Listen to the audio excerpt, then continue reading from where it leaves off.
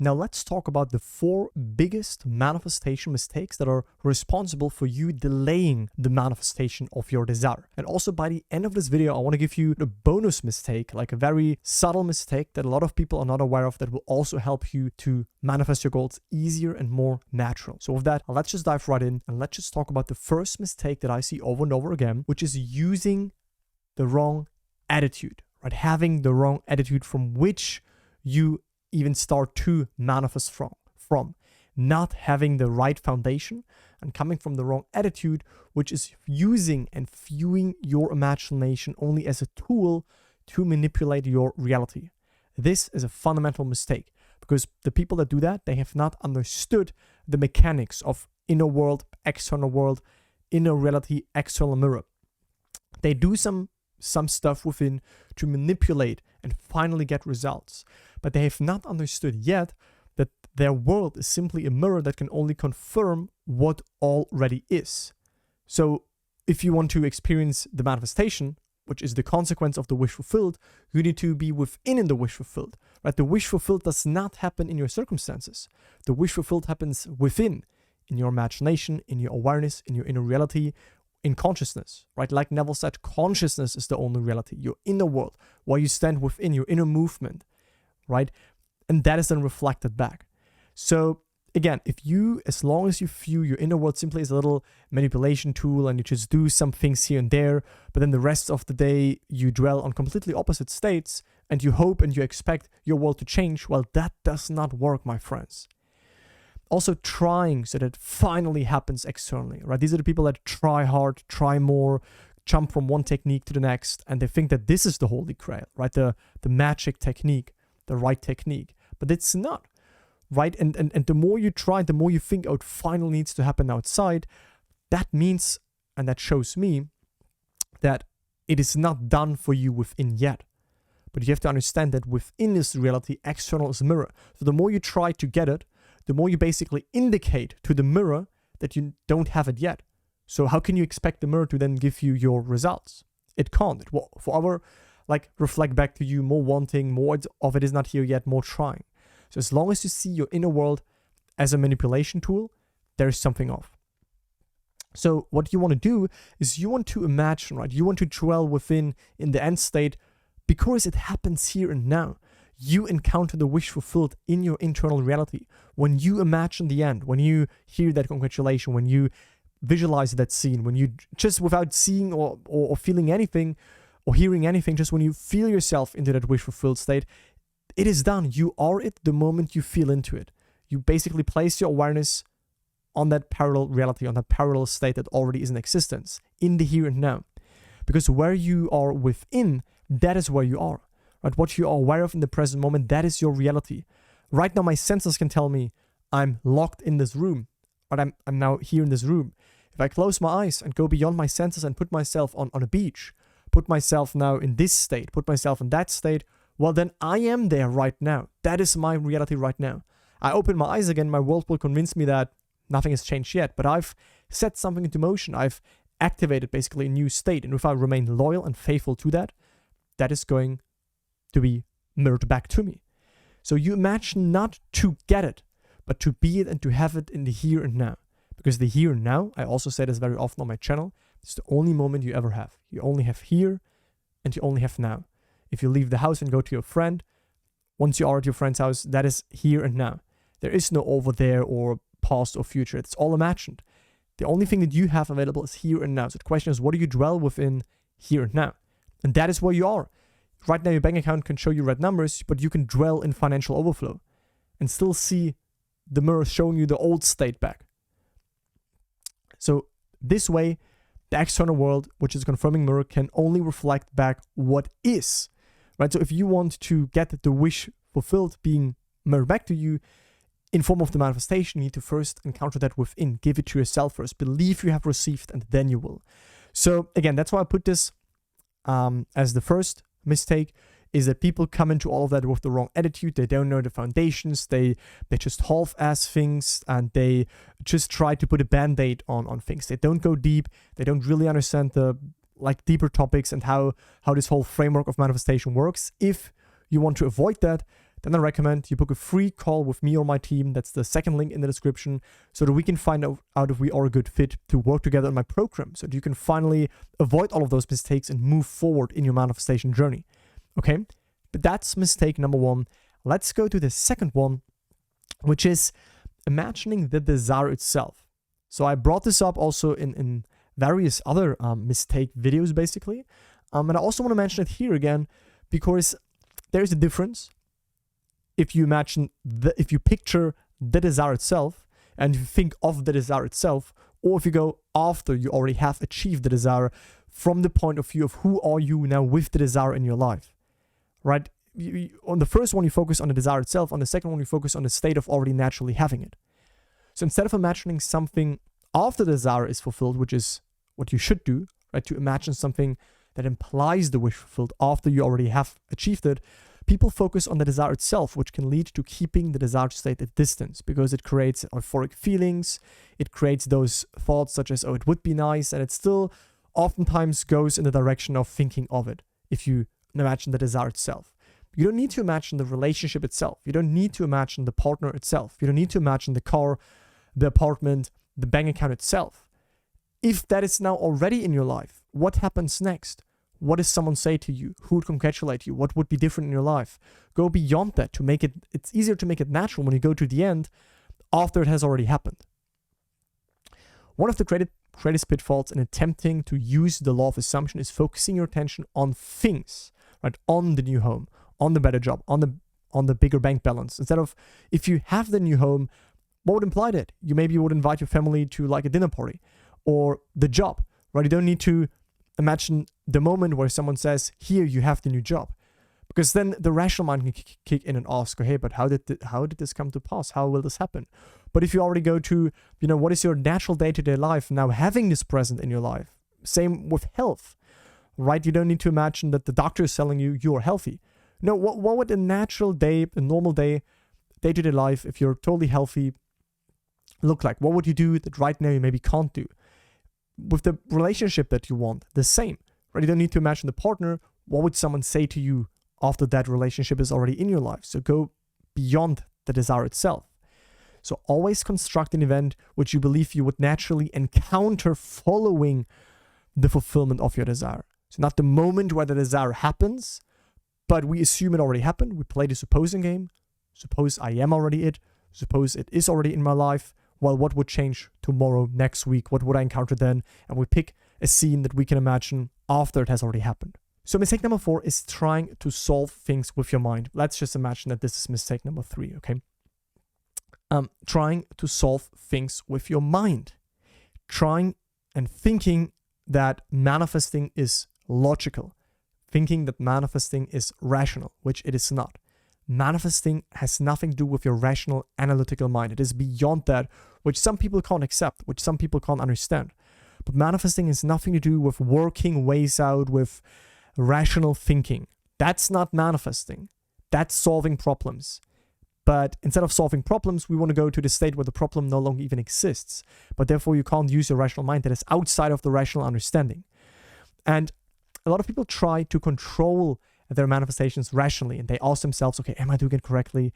Does this imaginal act imply everything the right way? Am I doing this correctly? Does my scene has enough details? And they overcomplicate it. They bring too much mind into it, too much rational. They control everything because they don't trust their imaginative experience. And they're looking for results, and they're trying to find out if they believe the wish fulfilled, which has something to do with the bonus that I want to share with you later, which is that those people think that I need to believe in that desire right now. So I first need to believe that it is even possible, and then I can start to maybe imagine it. We will talk about that later. Okay, let's keep that for the end. And because what we will then learn later is that faith, right, your trust that it is possible, that it is available, that you already have it, that it is already done, is a result of you having experienced it. Because where do you believe? How can you expand your limits of belief? In your imagination. How otherwise would you leave your levels of belief? Your levels of belief have a border, but you could only go beyond that when you imagine something that is not there yet, and therefore widen your belief of what is possible for you. That does happen in your imagination, not in your rational mind. That has limits. your imagination has no limits. So the problem is not internally making the end state natural, and therefore there's no manifestation, right? If it's not natural for you, if you still hope and doubt and worry and dwell on lack, well, you cannot really expect the mirror to show you the full-blown results. It might show you some first reflections, but still, if it's not natural for you and you still fall back in old states without maneuvering back to the desired state, there is not much going to happen.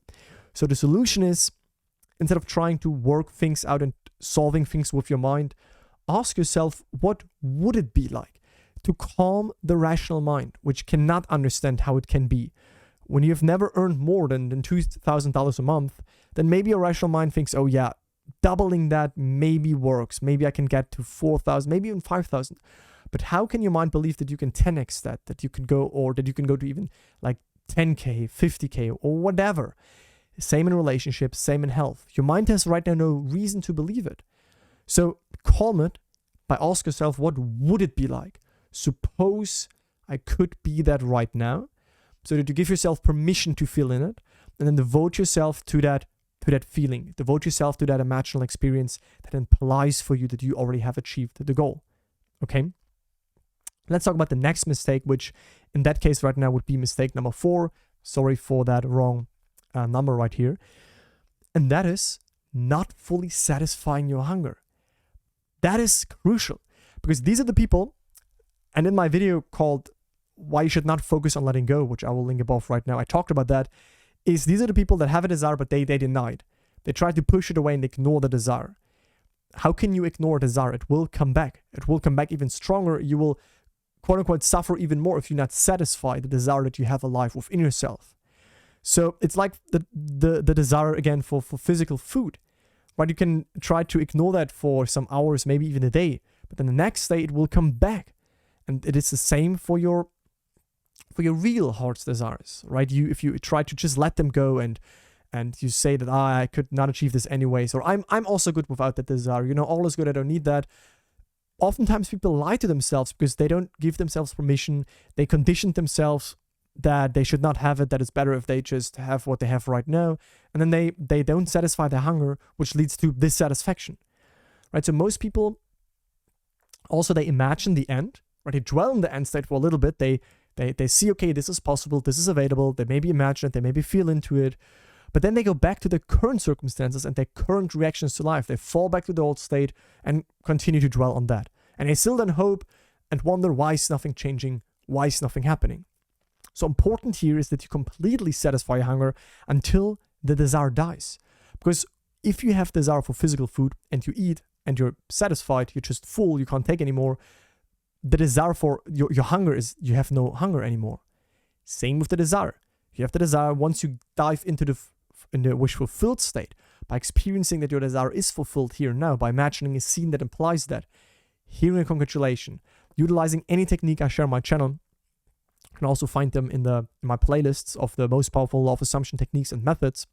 Then the desire will die at some moment, because you no longer can want something, can desire for something that you now are conscious of, that you now dwell in, that in your internal world is already normal for you. So, but you can't do this once and then fall back. You have to do this whenever the hunger comes up. If that's 1 time, if that's 10 times, if that's 30 times. So what we want to do is we want to translate desiring into being it now, into having it now. Again, we want to translate desiring it, thinking of it, to being it now. Walk as though you are and you shall be. What would it be like? Would you have it right now? Ask yourself those questions, embody that state. What would imply to you that it is accomplished? What little simple scene or act do you think would you encounter after your desire is already manifested? Dive into that imagination, experience that, to give yourself that relief, that satisfaction. And when you notice that you've fallen out of your desired state, well, then gently maneuver back into it. There is no hard work required. There is no forcing something. The more you try, usually, the more you try to make it happen, the more techniques, the more you try to force it. Force creates force. Trying creates trying. Waiting creates rating. You can't force something into being. Everything already is in existence. You can only align with it to reveal what already is, by aligning with it, by imagining it, by assuming that feeling of having achieved it. And now I want to share with you the bonus, okay, that I talked about, which has to do with believing in the desire. Because I noticed that some people think that they have to believe that their desire is possible, which is not true.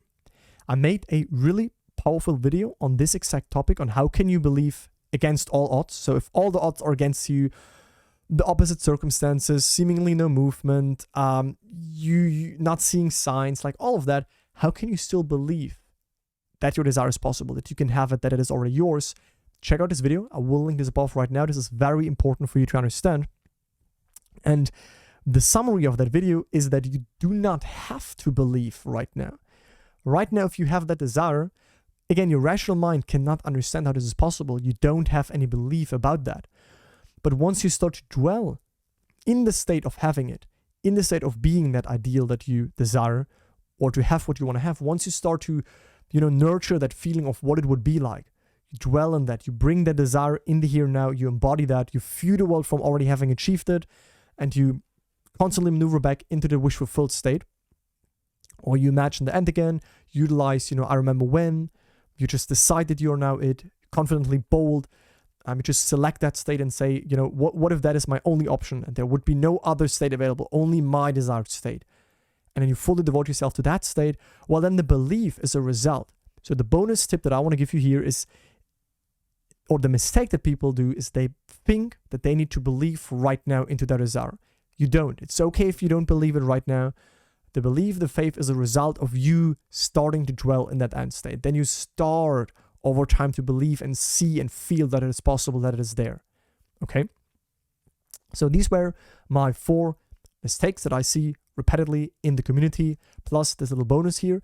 Check out all the videos that I linked. Also, feel invited for me to check out the free masterclass, right? I invite all of you to check it out, even if you think that you know it all. In this masterclass, I summarized how manifestation works, how you can shift into the version of yourself that already has your goals manifested. I show you the difference between people and my clients that got results and people that I see that struggle, that don't get results, like the 3 main keys. And if at some point you say that all of that makes sense, you want to internalize that, you want to have me in your corner, you want accountability, coaching, a structured system, a like-minded community so that you're not alone, that you're not isolated, then definitely I invite you to apply for a free 45-minute consultation call with me or someone from my team so that we can simply find out if we are a good fit to work together on my program. And if we discover that, yes, it's a nice vibe, it's a nice fit, then we invite you in, you get onboarded, and you can join our program. And if not, at least we'll have shown you your stumbling blocks, and we will give you like a game plan so that you can move forward without us. So that's why I definitely invite you to book this call. It's free. You have nothing to lose. It's not binding. So that you don't need to have any fear that we force anything onto you. That's not my style. That is it. Let me know in the comments down below if you like that, if you have any insights, if you have something that you want to share with me. I look forward to hearing from you guys. Talk to you soon. Bye.